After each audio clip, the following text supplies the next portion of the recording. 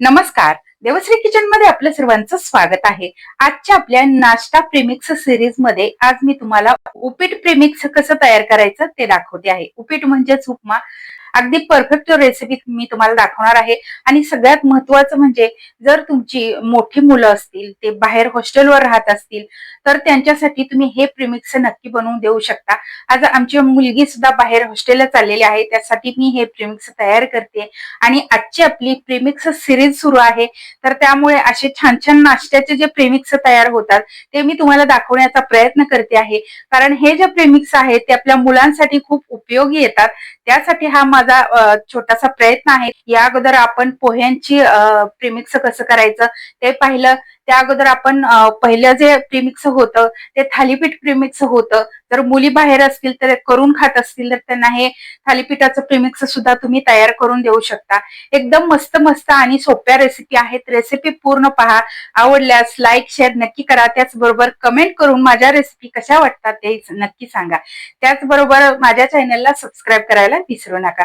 त्याचबरोबर तुम्ही इंस्टाग्रामवरती असाल तर इंस्टाग्रामवरती मला फॉलो करा. चला तर मग वेळ न घालवता रेसिपीला सुरुवात करूया.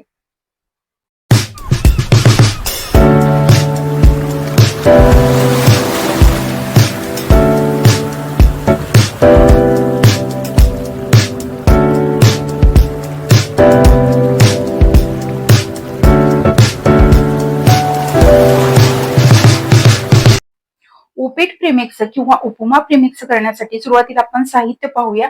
तर इथे मी अर्धा किलो रवा घेतलेला आहे. रवा चाळून घेतलेला आहे.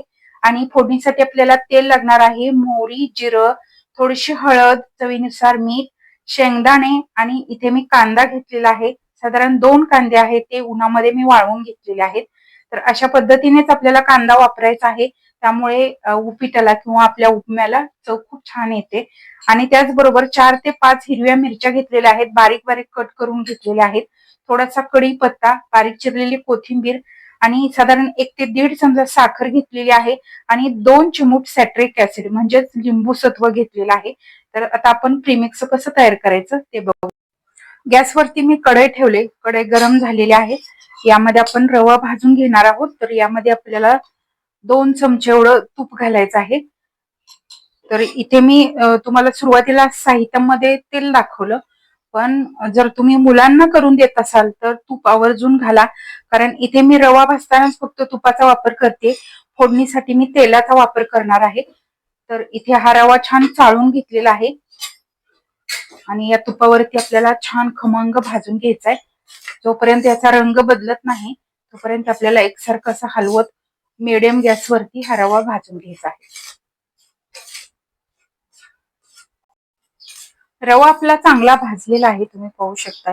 एकदम असा लालसर दिसतोय, छान खमंग भाजलेला आहे.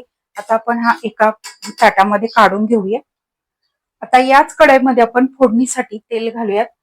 तर साधारण 3 टेबलस्पून एवढं मी तेल घातलेलं आहे. तेल आपलं चांगलं गरम झालेलं आहे. आता यामध्ये घालूयात शेंगदाणे. शेंगदाणे आपल्याला छान तळून घ्यायचे आहेत. थोडासा रंग बदलेपर्यंत आपल्याला हे शेंगदाणे खमंग तळून घ्यायचे आहेत. शेंगदाणे आपले छान तळून झालेत. आता आपण हे काढून घेऊया. शेंगदाणे जेव्हा भाजतात त्यावेळेस असे तडकले जातात. वरचं जे टरफल आहे ते असं तडकतं आणि वास सुद्धा छान खमंग येतोय.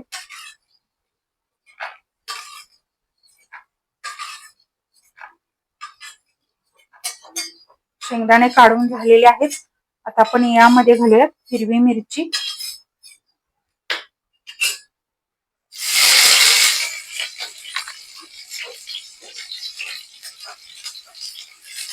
हिरवी मिरची छान परतून घ्यायची आहे किंवा तळून घ्यायची आहे. छान कुरकुरीत होईपर्यंत आपल्याला ही तळून घ्यायची आहे. ही सगळी फोडणी आपल्याला मीडियम गॅस वरती करायची. खूप जास्त फुल गॅस ठेवू नका, नाहीतर बऱ्याच वेळा आतून कच्चं राहतं आणि वरून फक्त करपतं. त्यामुळे मीडियम गॅस वरतीच हे सगळं भाजून घ्यायचं आहे. मिरची छान अशी सुरकुतते आणि थोडासा लालसर रंग यायला लागला काढून घ्यायची आहे. आपण काढून घेऊया. याच शेंगदाण्यावरती मी ही मिरची काढून घेते.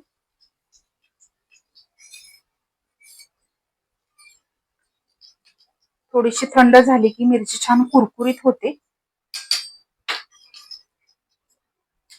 आता आपण फोडणी देऊया. तर सुरुवातीला आपल्याला घालायची मोहरी. साधारण मसाले डब्यातला हा छोटा चमचा 1.5 चमचा घातलेला आहे. तर यामध्ये घालूया जिरं. 2 चमचे जिरं घालायचं आहे. कढीपत्ता, त्याचबरोबर कोथिंबीर. कढीपत्ता आणि कोथिंबीर छान कुरकुरीत होईपर्यंत तळून घ्यायचे आहे.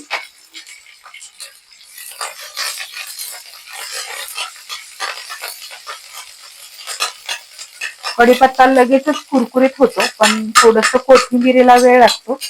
त्यामुळे छान कुरकुरीत होईपर्यंत तळून घ्यायचे आपल्याला.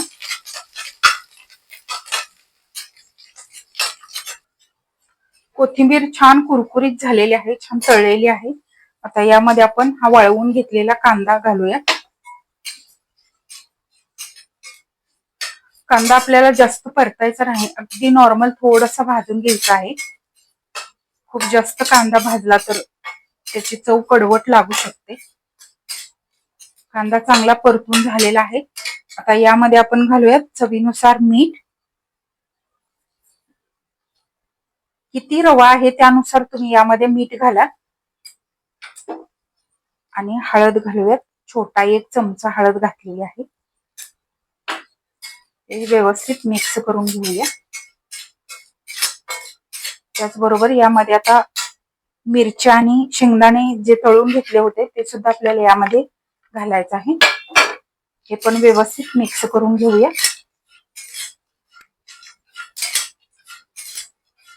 आता यामध्ये आपण भाजून घेतलेला रवा घालूया. आता यामध्ये आपण थोडीशी साखर आणि सॅट्रिक ऍसिड म्हणजेच लिंबू सत्व घालायचं आहे. हे ऑप्शनल आहे. तुम्हाला नाही घालायचं, तुम्हाला लिंबू घ्यायचा आहे वरून, तर तुम्ही नाही घातलं तरी चालेल. पण मुलांना जर बाहेर द्यायचं असेल, तिथं लिंबू नेहमी नेहमी मिळत नसेल, तर यामध्ये थोडंसं सॅट्रिक ऍसिड तुम्ही घालू शकता. आता यामध्ये आपण भाजलेला रवा घालूया. ते व्यवस्थित मिक्स करून घेऊया. रवा सगळा व्यवस्थित या फोडणीमध्ये मिक्स झालेला आहे आणि मस्त असं आपलं प्रीमिक्स इथे तयार झालेलं आहे. आता हे प्रीमिक्स आपण बाजूला काढून घेऊयात आणि पूर्ण थंड करून घेऊया. उपीट प्रीमिक्स किंवा उपमा प्रीमिक्स आपलं तयार झालेलं आहे. तर या प्रीमिक्स पासून उपीट कसं तयार करायचं ते आपण पाहूया. तर इथे मी 1 वाटी हे प्रीमिक्स घेतलेलं आहे. तर हे आपण एका भांड्यामध्ये टाकूया आणि याच्यावरती आपल्याला या वाटीने मोजून पाणी घ्यायचं आहे. तर 1 वाटी जर हे प्रीमिक्स असेल तर 1 वाटीच आपल्याला पाणी घ्यायचं आहे. तर पाणी गरम करून घ्यायचंय, एकदम कडक पाणी करायचंय आणि या प्रीमिक्स मध्ये घालायचं आहे. हे थोडंसं मिक्स करून घेऊया.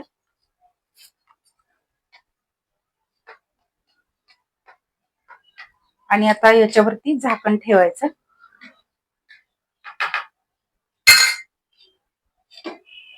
आणि एक 5 मिनिटे आपल्याला हे झाकून ठेवायचं आहे. 2 मिनिटे झाकण ठेवल्यानंतर आता आपण पाहूया. तर इथे आपलं हे उपीट तयार झालेलं आहे. तुम्ही पाहू शकता एकदम छान असं झालेलं आहे, एकदम मऊ झालेला आहे. तर रवा जर तुम्ही छान भाजलेला असेल तर असं दाणेदार हे उपीट तयार होतं. तर तुम्ही पाहू शकताय. तुम्हाला जर याही पेक्षा आणखीन थोडंसं पातळ किंवा मऊ हवं असेल तर थोडंसं पाण्याचं प्रमाण तुम्ही जास्त घेऊ शकता. आणि असं जर मोकळं हवं असेल तर बरोबर 1 वाटीला 1 वाटी असं प्रमाण यामध्ये घालायचं आहे. तर आजची आपली ही उपमा प्रीमिक्स किंवा उपीट प्रीमिक्सची रेसिपी तुम्हाला कशी वाटली कमेंट करून नक्की सांगा. रेसिपी आवडल्यास लाईक शेअर नक्की करा. त्याचबरोबर चॅनलला सबस्क्राईब करायला विसरू नका. त्याचबरोबर बेल आयकॉन वरती क्लिक करा, म्हणजे मी जेव्हा जेव्हा माझी रेसिपी अपलोड करेन तेव्हा तेव्हा सर्वात आधी त्याची नोटिफिकेशन तुम्हाला मिळेल आणि माझे प्रत्येक नवीन आणि पारंपरिक पद्धतीच्या रेसिपी तुम्हाला पाहता येतील. धन्यवाद.